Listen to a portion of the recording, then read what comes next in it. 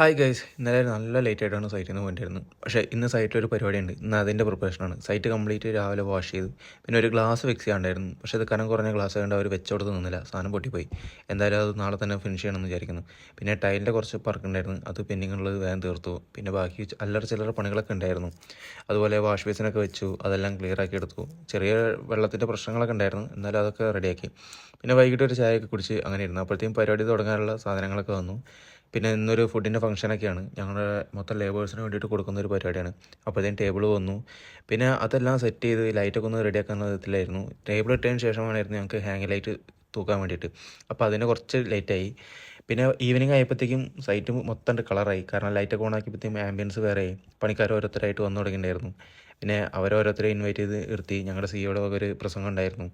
പിന്നെ അത് കഴിഞ്ഞ് പണിക്കാർക്ക് ഫുഡെല്ലാം കാര്യങ്ങളൊക്കെ സെറ്റ് ചെയ്ത് കൊടുത്ത് അവരെല്ലാവരും നല്ല ഹാപ്പി ആയിട്ട് കഴിച്ചു. അങ്ങനെ ഞങ്ങളുടെ ഫംഗ്ഷൻ മൊത്തത്തിൽ സക്സസ് ആയി.